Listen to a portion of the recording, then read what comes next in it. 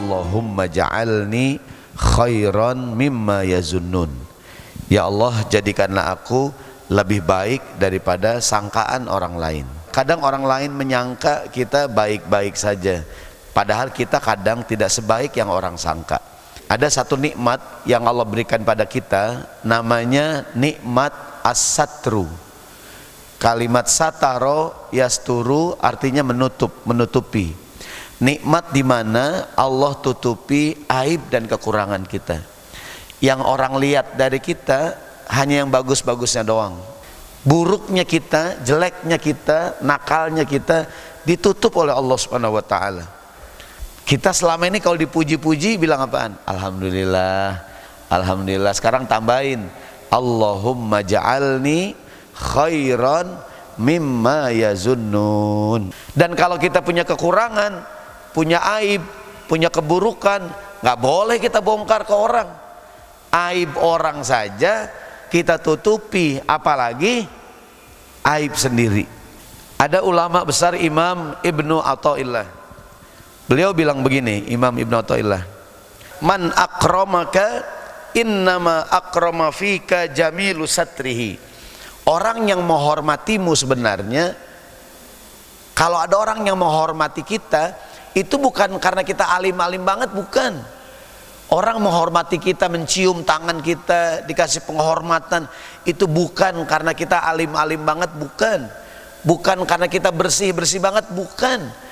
Orang menghormati kita karena dengan indahnya Allah menutupi aib kita, Allah menutupi kekurangan kita. Falhamduliman sataraka wa laisal hamduliman syakaraka wa akramaka.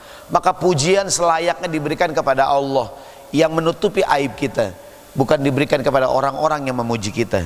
Rasulullah mengatakan sallallahu alaihi wasallam, kata Nabi, kullu ummati mu'afan illal mujahirun. Semua umatku, kata Nabi, kesalahannya diampunin oleh Allah Subhanahu wa taala, illal mujahirun, kecuali orang yang berbuat dosanya terang-terangan. Wa inna minal mujaharah, termasuk terang-terangan kata Nabi, ayya'malar rajulu billaili amalan, seorang berbuat maksiat di malam hari, nakal di malam hari, wa qad satarahullahu, dia tidur ditutup oleh Allah Subhanahu wa taala.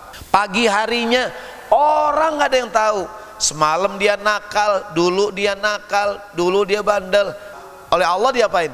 Ditutup rapat-rapat, orang lain nggak ada yang tahu, temennya nggak tahu, semua nggak ada yang tahu. Kenakalan yang bikin kita menyesal, kenakalan yang bikin kita berubah, taubat, jadi manusia baru, itu lebih baik dibandingkan perbuatan baik yang dikerjakan dari dulu tapi membuat orang jadi sombong. Bagaimana caranya agar nikmat ini tetap Allah berikan kepada kita? Bagaimana caranya agar Allah terus tutupin aib kita?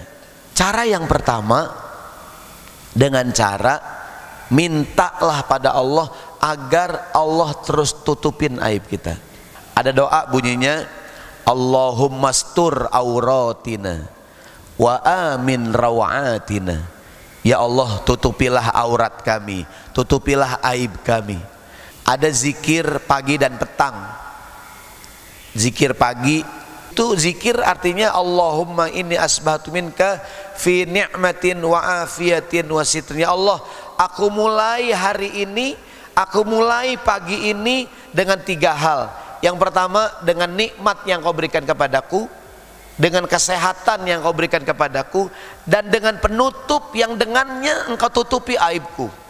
Fa'atimma alayya, sempurnakanlah untukku afiyataka, ni'mataka wa afiyataka wa sitraka fid dunya wal akhirah. Ya Allah, sempurnakanlah nikmatmu untukku, sempurnakanlah kesehatanku, dan sempurnakanlah penutupnya, tutupilah aibku di dunia dan di akhirat.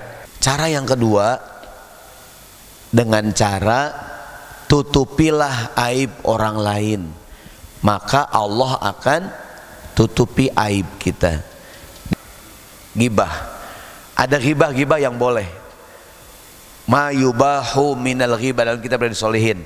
Kalau nggak salah 6 keadaan kita boleh membongkar aib orang. Yang pertama, membongkar aib orang dengan tujuan nasihat. Yang kedua, boleh membongkar aib orang tujuannya mencegah kemunkaran. Yang ketiga, dengan tujuan nasihat, pertimbangan dalam pernikahan. Yang keempat, boleh menceritakan aib orang dengan tujuan saksi dalam persidangan. Yang kelima, boleh membongkar aib orang dengan tujuan minta pendapat, minta fatwa. Yang terakhir, boleh membongkar aib orang dengan tujuan menjelaskan nama yang sama. Jadi dengan 2 syarat, boleh menjelaskan aib orang, menjelaskan nama dengan syarat dia memang terkenal dengan nama itu.